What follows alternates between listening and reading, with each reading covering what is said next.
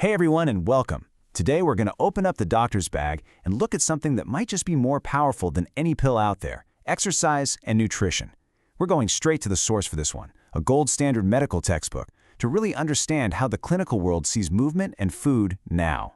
And spoiler alert, they're not just lifestyle choices anymore. They are potent, evidence-based medicine. This quote, right from the textbook's forward, just says it all, doesn't it? What was once kind of laughed off as Mickey Mouse medicine is now front and center in healthcare. Look, the science is in, and honestly, it's irrefutable. We've gone from your uncle's anecdotal advice to a field built on thousands of peer-reviewed studies. Exercise is serious, serious medicine. So for this explainer, let's treat it like a doctor's consultation. First up, we're going to cover the diagnosis of our modern health crisis. Then we'll look at the incredible miracle drug that can treat it. After that, we'll write a clear prescription, talk about the supporting regimen, and finally, probably the most important part, we'll dig into the psychology of how to make it all stick.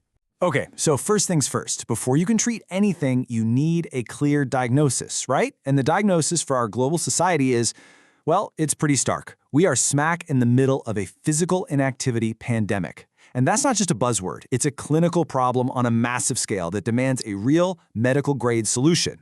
I love this question from Dr. Mike Evans because it just brings the problem right down to earth. It completely reframes the goal. It's not about some grueling, hour-long workout you have to dread. It's simply about carving out 30 minutes from the 24 hours we all get.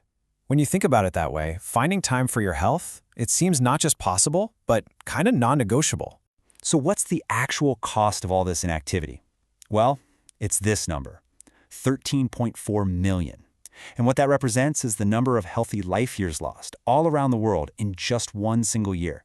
That is a staggering figure that really quantifies the true scale of this pandemic. And listen, the consequences of this are not some abstract idea. You can see it right here. As this chart shows, since 1975, worldwide obesity has nearly tripled. This isn't a moral failing, not at all. It's a physiological response to a world that has changed around us, to our increasingly sedentary lives. But okay, it is not all doom and gloom. Not even close. Because for this diagnosis, we have a miracle drug. Seriously, it's cheap, it's available to pretty much everyone, and its side effects are almost all positive. That drug is physical activity, and its power as medicine is one of the most exciting fields in clinical science today. So just how effective is this drug? Well, in the medical world, they measure this with a really cool metric called the number needed to treat, or NNT. It basically asks, how many people do you need to give an intervention to for one person to benefit? Now, for smoking cessation advice, you need to advise between 50 and 120 people for one person to quit. But for physical activity advice, you only need to counsel 12 sedentary adults for one to start meeting their activity goals. That makes it one of the most effective interventions in all of medicine, period. And the benefits? Oh man, they are staggering. This isn't a drug that just targets one little symptom. It's a full-body therapy.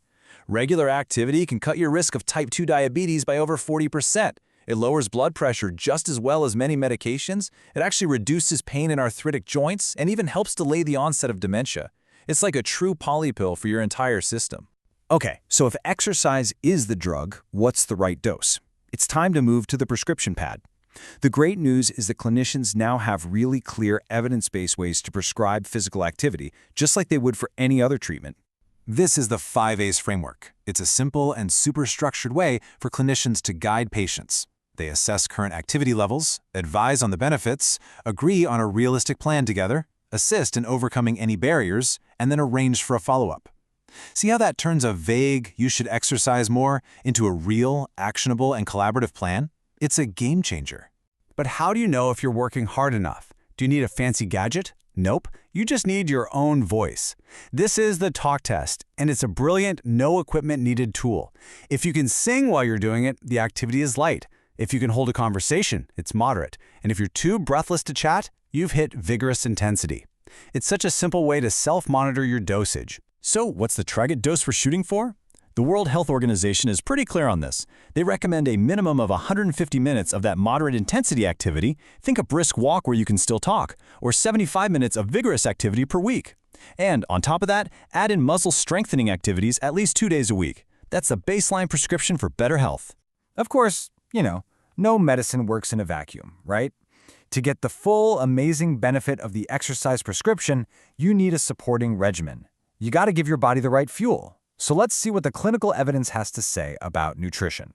Amidst all the noise and all the crazy fad diets out there, the textbook offers this just beautifully simple summary.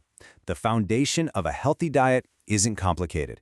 It's about focusing on real, whole foods and cutting way back on sugars, starches, and ultra-processed stuff.